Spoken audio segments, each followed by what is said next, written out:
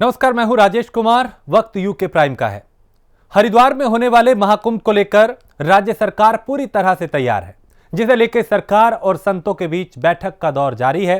इसी के तहत आज सचिवालय में मुख्यमंत्री त्रिवेंद्र सिंह रावत की अध्यक्षता में बैठक हुई, जिसमें शहरी विकास मंत्री मदन कौशिक और उत्तराखंड यूपी के संबंधित विभाग के अधिकारियों के साथ सभी 13 अखाड़ा परिषद के अध्यक्ष और पदाधिकारी मौजूद रहे। बैठक में कुंभ के स्वरूप और तैयारियों को लेकर विचार विमर्श किया गया। बैठक में लिए गए फैसले के संबंध में मुख्यमंत्री ने जानकारी दी। उन्होंने कहा कि संत समाज ने संतों के निधन के बाद अब भू समाधि देने का महत्वपूर्ण निर्णय लिया है। जो हमारे अखाड़ा परिषद है, अखिल भारतीय अखाड़ा परिषद है, और जो उनके अध्यक्ष महामंत्री थे और जो 13 अखाड़े हैं उनके पदाधिकारी कुंभ को की तैयारियों को लेकर के ये बैठक। एक तो मैंने संतों को बहुत बधाई दी है कि जब कोई संत हमारे ब्रह्मलीन हो जाते थे तो उनको जल समाधि दी जाती थी गंगा जी में। अखाड़ा परिषद ने निर्णय लिया कि अब जल समाधि नहीं बल्कि संतों को भू समाधि दी जाएगी। बहुत ही क्रांतिकारी फैसला है यह अखाड़ा परिषद का। साथ ही जो कुंभ की जो तैयारियां चल रही हैं उनकी हम एक तरह से रूटीन समीक्षा हम लोग करते रहते हैं, तो उसी की समीक्षा आज थी। जो स्थायी नेचर के जो काम हैं जिनको टारगेट ये किया गया कि नवंबर लास्ट तक हम पूरा कर लेंगे, लेकिन कोविड के कारण थोड़ा दिक्कत हुई है। तो फिर भी हम ये अनुमान लगा रहे हैं कि ज़्यादा से ज़्यादा 15 दिसंबर तक ये सारे कार्य पूर्ण हो जाएंगे, यानी कुंभ से प्रारंभ होने से पहले ये काम हमारे संपन्न हो जाएंगे। बाकी संतों का एक मत राय है कि जैसी परिस्थितियां चल रही हैं कोविड के कारण, तो परिस्थितियों के अनुसार कुंभ के स्वरूप को लेकर के फरवरी माह में निर्णय लेंगे। पहले भी संतों ने हमको कहा था और उन्होंने चिट्ठी भी हमको लिखा था, तो फरवरी में उनका कहना है कि उसको हमसे अंतिम निर्णय लेंगे। तमाम जो तैयारियां जरूरी हैं वो सभी तैयारियां चल रही हैं। जिलाधिकारी मंगेश घिल्डियाल ने सकलाना पट्टी के पुजार गांव पहुंचकर क्षेत्र में पर्यटन की संभावनाओं और फल सब्जी के उत्पादन का जायजा लिया। इस दौरान जिलाधिकारी ने कहा कि सकलाना क्षेत्र की ऊंची चोटियां प्राकृतिक सुंदरता और ये पर्यटकों को आकर्षित करती है और इसी दृष्टिगत क्षेत्र में पर्यटन की अपार संभावनाएं हैं।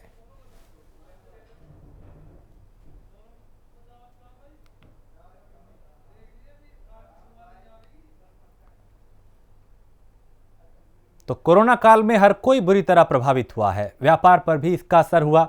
वहीं अब भी सरकार ने तमाम तरह की बंदिशें लगा रखी हैं, जिस कारण व्यवस्था जो है वो पूरी तरीके से बेपटरी हो चुकी है और उसका असर भी लोगों की जिंदगी पे दिखाई दे रहा है।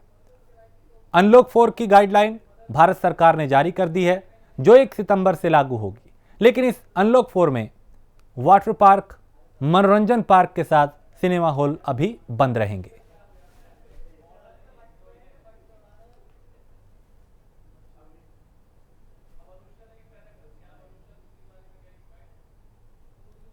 उम्मीद थी भी इसमें राहत मिलेगी, हमारा होटल खुलेगा, वाटर पार्क नहीं होगा तो अम्यूजमेंट पार्क तो खुलेगा, बच्चे कुछ आएंगे, कुछ एंजॉय होगा और न तो साफ सफाई होगी, जो रेगुलर खर्चे निकले वो खर्चे निकलेंगे। लेकिन हमारे को इससे माहूदास हुए हैं, इसमें हमारे को कुछ भी राहत नहीं मिली है इस टाइप की।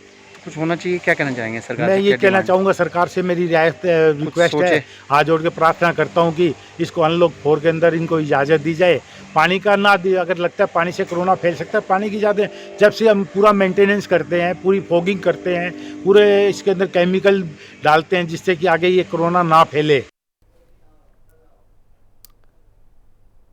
उत्तराखंड के राज्य खनिज विकास परिषद अध्यक्ष राजकुमार पुरोहित अपने निजी दौरे पे मसूरी पहुंचे, जहां पत्रकारों से वार्ता करते हुए उन्होंने कहा कि प्रदेश सरकार कोरोना से निपटने के लिए पूरी तरह से तैयार है। प्रदेश में बढ़ रहे कोरोना के मामलों को लेकर सरकार के जरिए अस्पतालों के अलावा वैकल्पिक व्यवस्था की जा रही है।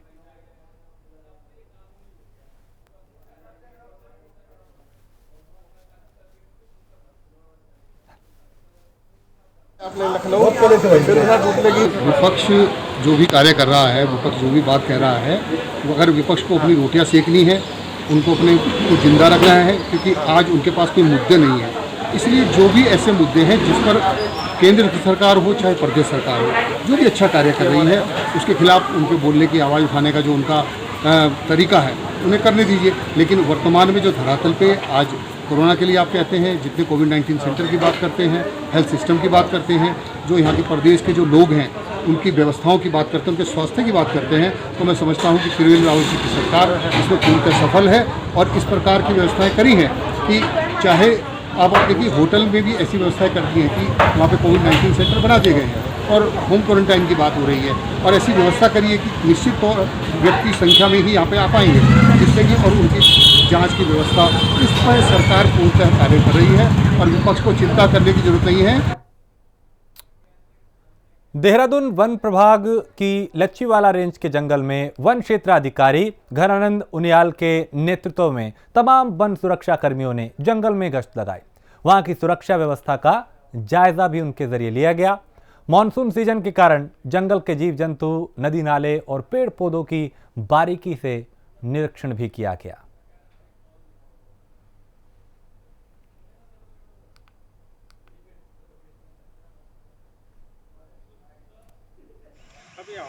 ये मानसूनी सत्र में जो है ना, हमारे यहाँ लंबी दूरी की गश्त होती पैदल की। क्या उद्देश्य रहता है इसका? इसका उद्देश्य होता है कि ये जो अवैध हंटिंग है या अवैध कोई मामले होते हैं उनको रोकथाम के लिए होता है। अवैध शिकार वगैरह, पेड़ कटाना, ये सब देखना, ये सब हफ्ते में एक दिन होती है। हम जो है इधर से पूरे लच्छीवाला से सुबह चले 7 बजे 6 बजे चल दिए थे और यहाँ पर हम जो है कितना बज गया, 10 बज गया। खबर हरिद्वार से है, जहां हरिद्वार के शिवालिक नगर, सुभाष नगर और ज्वालापुर में बारिश के कारण लोगों की समस्या बढ़ती जा रही है। सड़कें जलमग्न हैं, जिससे लोगों का जनजीवन प्रभावित हुआ है, जिसे लेकर स्थानीय विधायक आदेश चौहान की कैबिनेट मंत्री सतपाल महाराज के साथ अहम बैठक हुई और विधायक ने गुहार लगाई कि जल्द से जल्द समस्या का समाधान किया जाए। तो जल भराव की समस्या से निजात दिलाने की उन्होंने बात कही। तस्वीरों में देख के ही अंदाजा लगाया जा सकता है कि यहाँ के हालात कैसे हैं।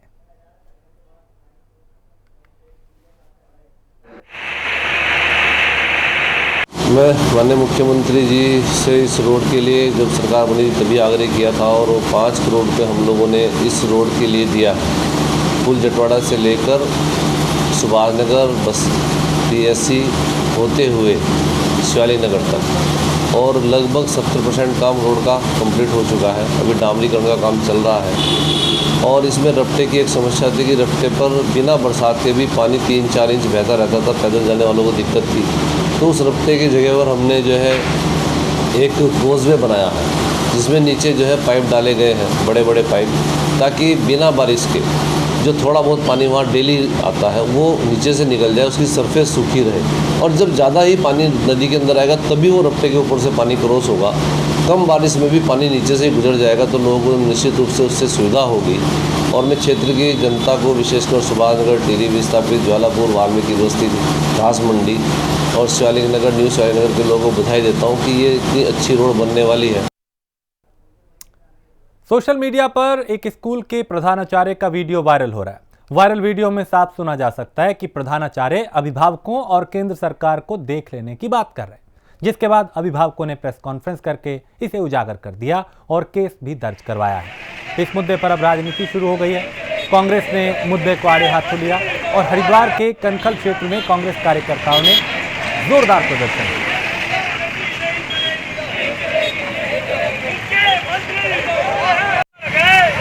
इंतहा क्या होगी अब इस तरह के वीडियो वायरल होंगे, किस तरह से छात्रों को धमकाया जा रहा है, किस तरह से माता पिता को धमकाया जा रहा है, तो एक सब्र का बांध होता है। सब्र का बांध टूट चुका है। मुख्यमंत्री जी सो रहे हैं, मदन कौशिक जी सो रहे हैं। इन लोगों ने जो लॉकडाउन की अवधि में इनसे करोड़ों रुपए का चंदा स्कूलों से जो है वसूला था, ये वो वसूली बोल रही है, ये वो चंदा बोल रहा है जो आज बोल रहे हैं प्रिंसिपल साहब बोल रहे हैं या स्कूल के प्रबंधक बोल रहे हैं, स्कूलों के मालिक बोल रहे हैं। तो ये वो मोटा चंदा बोल रहा है जो मदन कौशिक ने इन स्कूलों से, इन कॉलेजों से उगाया है।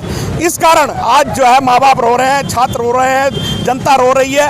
अरे आज कम से कम आज तो तरस खाओ, जब चारों ओर ना व्यापार है, ना रोजगार है, ना धंधे हैं, फैक्ट्रियां बंद हैं, दुकानों का काम नहीं चल रहा, और स्कूल वाले धमकियां दे रहे हैं, बच्चों का नाम काटने की धमकियां दे रहे हैं। काशीपुर में फेसबुक पर अधिवक्ताओं के खिलाफ अभद्र टिप्पणी को लेकर काशीपुर बार एसोसिएशन अध्यक्ष और सचिव के नेतृत्व में दर्जन भर अधिवक्ता कोतवाली में इकट्ठा हुए और प्रभारी कोतवाल से मिलकर फेसबुक पर टिप्पणी करने वाले युवक और युवती के साथ साथ ग्रुप एडमिन और ग्रुप के खिलाफ कार्रवाई की मांग की, जिसके अंदर लगभग 1500 मेंबर इन लोगों ने बना रखे हैं। और किसी निशा शर्मा के द्वारा और एक रवि सैनी के द्वारा एक बहुत अभद्र टिप्पणी है, यहाँ तक राजीव सैनी, माँ बहनों की गालियाँ उसके अंदर वकीलों के खिलाफ लिखी गई हैं और पूरे के पूरे वकील समुदाय को इस तरीके से टिप्पणी की गई है जो शायद हम लोग अपने मुंह से भी नहीं कह सकते। आज इसके खिलाफ हम सभी लोगों ने ग्रुप के खिलाफ और जिन लोगों ने ऐसी टिप्पणी की है उनके खिलाफ आज एक तहरीर जो है कोतवाली में दी है। ये समाज में घृणा फैलाने का कार्य कर रहे हैं, व्यक्ति विशेष और व्यक्ति समुदाय के लिए, एक पूरे के पूरे समुदाय के खिलाफ एक अभद्र भाषा का प्रयोग कर रहे हैं, जिसका हम सभी लोग पुरजोर विरोध करते हैं। यदि कल संडे है, इतवार के दिन शाम तक यदि इसके ऊपर ग्रुप के ऊपर और ऐसे लोगों के ऊपर और एडमिन के ऊपर यदि कार्रवाई नहीं हुई तो परसों से केवल काशीपुरी नहीं अपितु पूरा उधम सिंह नगर और पूरा उत्तराखंड का वकील समुदाय इस आंदोलन में बढ़ चढ़कर हिस्सा लेगा। जिला प्रशासन द्वारा हरिद्वार के बैरागी कैंप में 3 अखाड़ों के निर्माण हटाने का नोटिस जारी करने के बाद संतों में उबाल देखने को मिला। श्री पंच निर्वाणी अखाड़ा, श्री पंच दिगंबर और कई दूसरे अखाड़ों के संतों ने प्रेस वार्ता कर 2021 कुंभ मेले में सरकार और अखाड़ा परिषद द्वारा दी जाने वाली सुविधाओं और व्यवस्थाओं के बहिष्कार की घोषणा कर दी।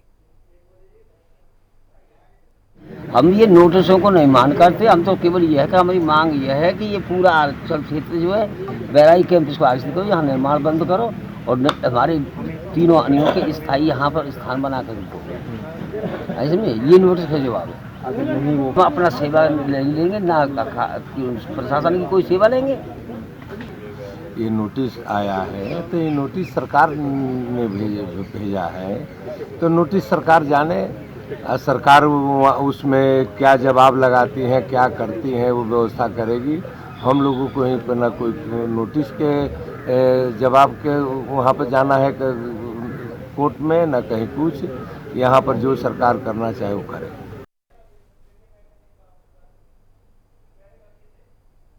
मसूरी में पहाड़ों की कटान और भारी बारिश के चलते भूस्खलन का मामला बढ़ता जा रहा है।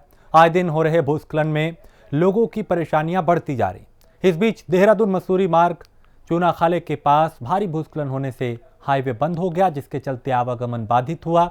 सूचना मिलते ही मौके पर पहुंची पीडब्ल्यूडी की टीम ने जेसीबी के माध्यम से मलबा हटाने का काम शुरू कर दिया।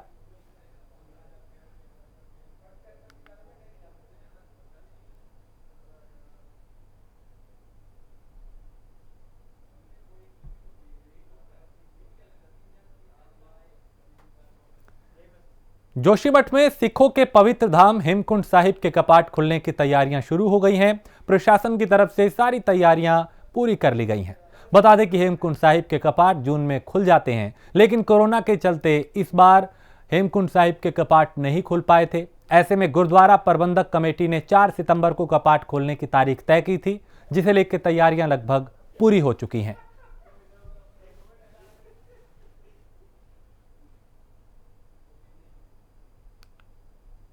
सतगुरु सारिਆਂ ਨੂੰ खुशियां बख्शण, भुल्लां गलतियां दी क्षमा।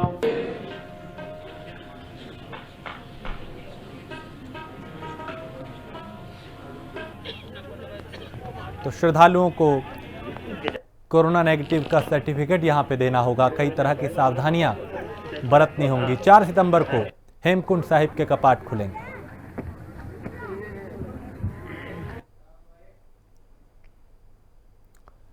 प्रदेश व्यापार मंडल के अध्यक्ष संजीव चौधरी कई जिलों का दौरा कर आज हरिद्वार पहुंचे, जहां उन्होंने हरिद्वार के व्यापारियों से उनका हाल जाना, आर्थिक स्थिति के बारे में जानकारी ली। साथ ही उन्होंने पत्रकार वार्ता के दौरान बताया कि उत्तराखंड में व्यापारियों का हाल बुरा है, क्योंकि जिस तरह से कोरोना के कारण लगातार आर्थिक गिरावट जारी है, जिसके चलते व्यापारियों का कारोबार ठप हो चुका है। ऐसे में उन्होंने कहा कि हम सरकार से मांग करते हैं कि सरकार ने जिस तरीके से कुंभ के लिए 1 करोड़ की धनराशि दी है, उसी तरह व्यापारियों को भी आर्थिक पैकेज दिया जाए।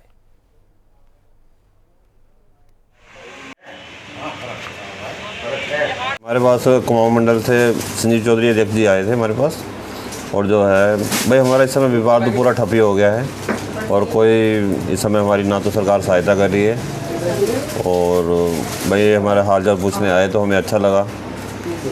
और ये इनसे गुजारिश है कि प्रदेश अपने सरकार से ये हमारी गुजारिश करें कि हमें कुछ सहायता प्राप्त हो।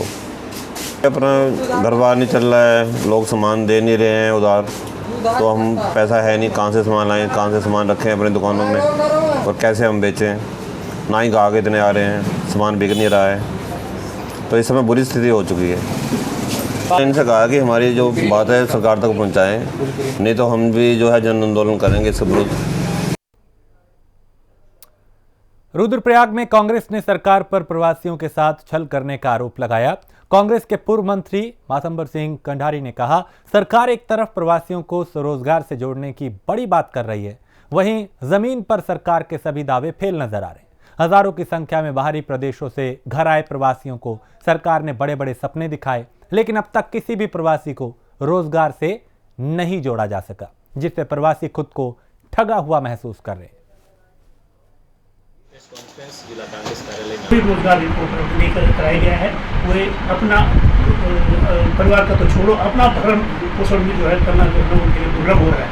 तो इसके लिए जो है हमारी कांग्रेस ने जो वो किया है, जिला कांग्रेस अध्यक्ष जी ने जो है निर्णय लिया है, और हम सितंबर में चाहे हमें न्याय पंचायत स्तर पर भी जाना पड़े, हम इनकी लड़ाई लड़ेंगे। और दूसरे तो ये जो आपदा से जो जगह जगह हमारे गाँव क्षतिग्रस्त हो गए हैं, पुनर्वास का सवाल है, उसके लिए भी जो है हमारी जिला कांग्रेस हमारी कांग्रेस की लड़ाई लड़ेगी। सितंबर से हम इस कार्यक्रम को शुरू करेंगे और हमारा मुख्य विषय होगा कि जो सरकार ने प्रवासियों के रोजगार के लिए जो वादा प्रवासियों से किया, हमारे बेरोजगार भाइयों से किया, और आज बड़ी संख्या में गांव-गांव में प्रवासी हैं और वो अपने बाहर भी नहीं निकल पा रहे हैं क्योंकि उनके पास रोजगार चला गया है।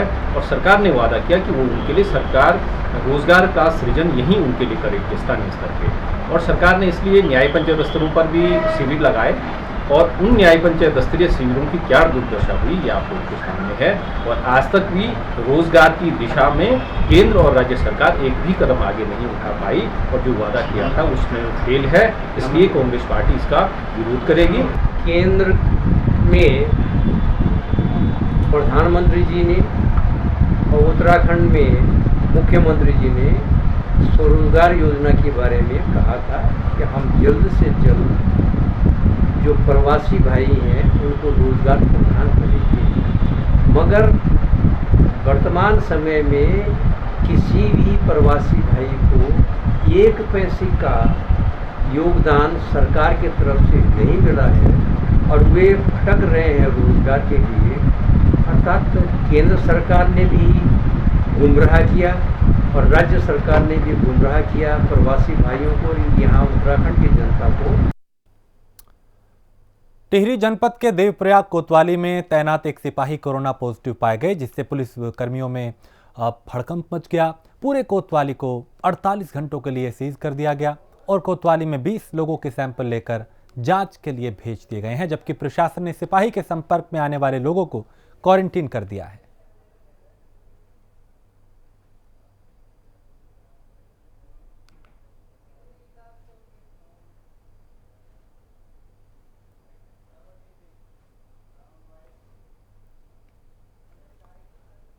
रुड़की में ग्रामीणों का गुस्सा सरकार के खिलाफ फूटता जा रहा है। झबरेड़ा में माधोपुर के ग्रामीणों ने विधायक देशराज कर्णवाल और केंद्रीय मंत्री रमेश पोखरियाल निशंक के खिलाफ नारेबाजी की। बताया जा रहा है कि ग्रामीण इलाके में सड़कों की खराब हालत को लेकर नाराज हैं, जबकि विधायक आश्वासन देने के बावजूद सड़क का निर्माण नहीं करवा रहे, जिससे ग्रामीण खुद पैसा जमा कर सड़क की मरम्मत करा रहे हैं।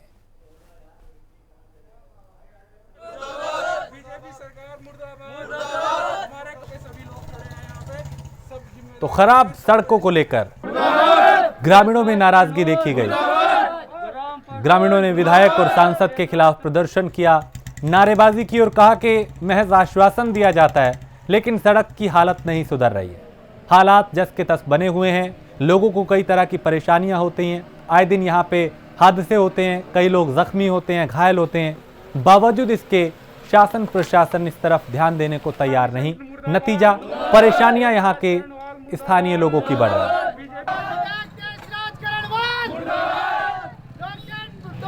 और यहाँ पर कब्रिस्तान भी पड़ता है और यहाँ पर तकरीबन 4 फुट का गड्ढे हैं यहाँ पर, और कोई भी हमारी बात सुनने के लिए तैयार नहीं है। जिसमें चाहे विधायक हो, चाहे एमपी हो, कोई भी हो, चाहे प्रशासन का कोई भी आदमी हो, कोई सुनने के लिए तैयार नहीं। हम सभी गांव वालों ने 50-60 हज़ार रुपये इकट्ठा करके अपनी व्यवस्था करने के बारे में सोच विचार किया है। परेशान है, सड़क जितनी साढ़े से यहाँ तक आई हुई पूरी सड़क में गड्ढे हैं और गड्ढों के अलावा यहाँ चलने में बड़ी दिक्कत है। यहाँ हमारे कब्रिस्तान भी हम मुर्दे के लाने के लिए हमें 3-3, 4-4 फुट पानी में से होकर गुजरना पड़ा है आज मैयत हुई हमारी। और किसी प्रधान ने, किसी विधायक ने, किसी जिला पंचायत ने या किसी एमपी साहब ने भी हमारी इस पर समस्या को कोई ध्यान नहीं दिया, जबकि हमने एसडीएम, डीएम सबके यहाँ इनकी एप्लीकेशन लग दी है, लेकिन कोई गाँव वालों की समस्या सुनने के लिए तैयार नहीं है। धारचूला के एनएचपीसी के जरिए जुम्मा के ग्रामीणों के अनुरोध पर मेडिकल कैंप लगाया गया, जहां आसपास के इलाकों में रहने वाले 500 ग्रामीणों की स्वास्थ्य जांच कर उन्हें दवा दी गई। लोगों का कहना है कि आपदा के चलते यहां की सड़कें टूट चुकी हैं, जिसके चलते उनको स्वास्थ्य संबंधी परेशानियां उठानी पड़ रही हैं, जबकि स्वास्थ्य विभाग उनकी कोई चिंता नहीं कर रहा। एनएचपीसी के वरिष्ठ महाप्रबंधक विश्वजीत बासु का कहना है, उनके जरिए सीमांत क्षेत्रों के ग्रामीणों को स्वास्थ्य सेवा देने की पूरी कोशिश की गई। अब तक 3000 लोगों तक मदद पहुंचाने का काम किया गया है और आगे भी लगातार लोगों तक मदद पहुंचाई जाएगी। तो 500 ग्रामीणों की जांच के बाद उन्हें दवा भी वितरित की गई ताकि वो स्वस्थ रह सकें।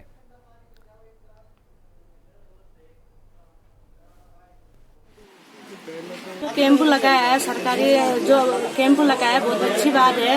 हमारे गांव वाले जो आए, बहुत सारे गांव वाले आए, उनको दवाई का लाभ मिला। किसी का घुटना दर्द, कमर दर्द होता था, गांव में कोई एनम ऐसे दवाई लाते नहीं है, गांव को जानते नहीं है। एनम आज तक जो एनम आए वो एनम जानते नहीं थे। आज बहुत अच्छी बात है, एनएचपीसी द्वारा जो दवाई मिला, हमेशा ऐसे आते रहे, अच्छी बात है। और गांव वालों को सूचित करेंगे, यहाँ ऐसी मतलब कि डॉक्टर लोग आते हैं, ऐसी दवाई मिलती है कह के। ये एनएचपीसी धौलीगंगा प्रोजेक्ट से सटा हुआ है और पिछले हफ्ते ही यहाँ पे बादल फटने से काफ़ी जान माल का नुकसान हुआ है। तो जहाँ भी ऐसा प्रॉब्लम होता है, हम एनएचपीसी का तरफ से कोशिश करता है वहाँ पहुँचने के लिए, और इसीलिए आज हमने यहाँ पे कैंप लगाया। और आपको पता है कोविड महामारी भी चल रहा है, तो इस साल यहाँ पे कोविड और साथ साथ बादल फटने से लोगों को काफ़ी दिक्कत हो रहा है, इसलिए हम लोग जगह जगह में कैंप लगा रहे हैं और ये हमारा दायित्व भी है और हमको खुशी भी मिलता है इससे। हरिद्वार के रोशनाबाद कॉलोनी में 20 फीट का अजगर निकलने से हड़कंप मच गया। वहीं सूचना मिलते ही मौके पर पहुंची वन विभाग की टीम ने अजगर का रेस्क्यू किया और सुरक्षित जंगल में उसे छोड़ दिया।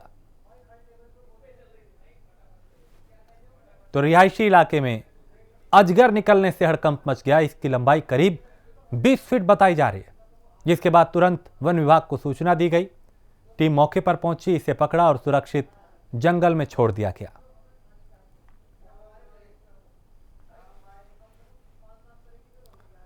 और इसी के साथ इस बुलेटिन में इतना ही। देश प्रदेश की बाकी खबरों के लिए आप देखते रहिए प्राइम न्यूज।